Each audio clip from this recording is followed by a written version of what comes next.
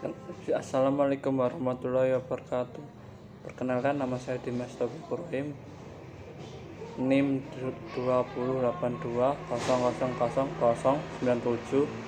Kasih PST akan mempresentasikan dengan bagaimana seharusnya yang perlu dilakukan umat Islam agar peradaban umat Islam kembali lagi bangkit dengan cara 3 solusi tegakkan peradaban Islam.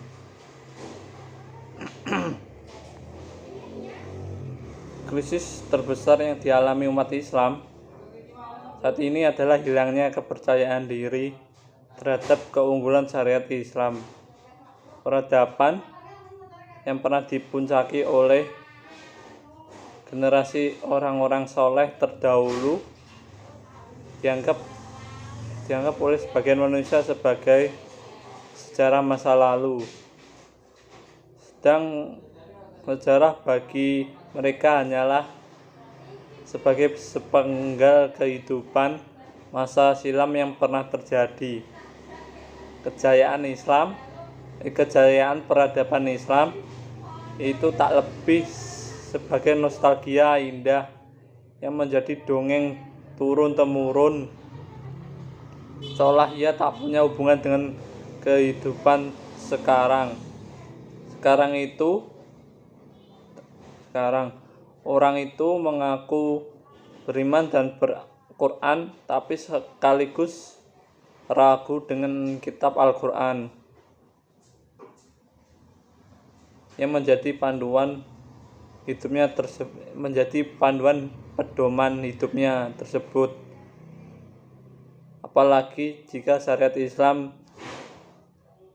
dikaitkan dengan zaman yang modern dan secanggih ini. Syariat Islam menjadi asing di tengah masyarakat Muslim.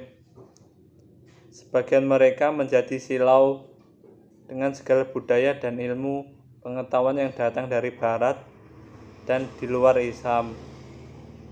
Parahnya lagi, ada yang sampai membenci agama hanya untuk mempertahankan apa yang menjadi kebanggaan dirinya, menganggap Islam sebagai ajaran kolot dan selanjutnya Barat menjadi kiblat utama mereka sekarang.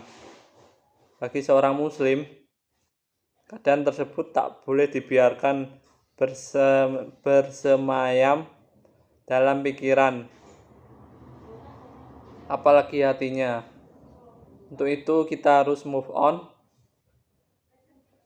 dan beranjak dari krisis tersebut setidaknya dengan 3 solusi berikut. Yang pertama, membangun ilmu yang mapan.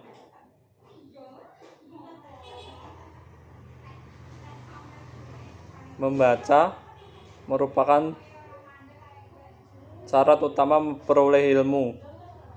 Untuk memahami dan melaksanakan syariat Islam dibutuhkan ilmu yang benar dan memadai.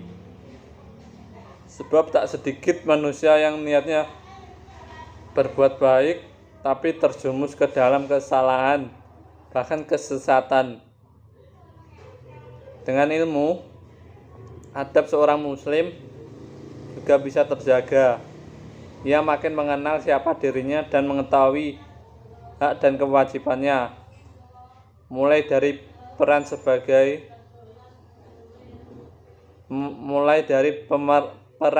sebagai seorang hamba dan di hadapan Tuhan Pencipta, dan menjadi khalifah yang bertugas mengurus kemaslahatan di muka bumi. Disebutkan fungsi ilmu selain membenarkan amalan dan menguatkan keimanan, ilmu juga menaikkan derajat orang tersebut di hadapan Allah. Kedua, membangun iman yang mendalam. Bagi orang beriman, apapun itu pastinya tak cukup jika tak dibarengi dengan keimanan pada Allah, mengilmu syariat Islam secara rinci, bahkan menghafal dalil-dalil yang ada hanya menjadi sia-sia jika tak didasari dengan pondasi iman atau hidayah. Sebagaimana jalan terjal menuju surga juga hanya bisa didaki dengan stok iman yang cukup.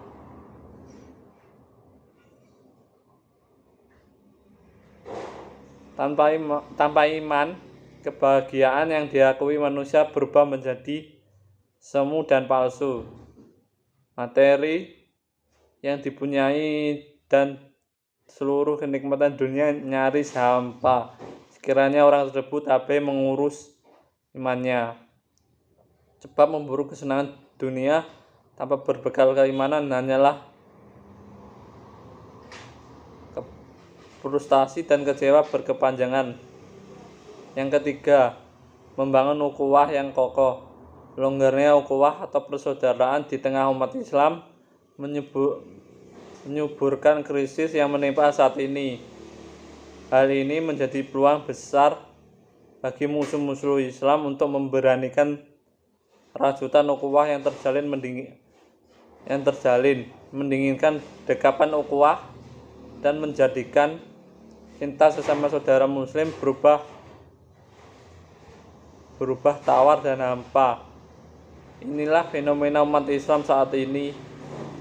Sebagian mereka masih sibuk bertikai sesama muslim, sedang di luar sana musuh-musuh Islam bertepuk riuh dengan pemandangan tersebut. Sekian dan terima kasih. Apabila kurang lebihnya mohon maaf. Wassalamualaikum warahmatullahi wabarakatuh.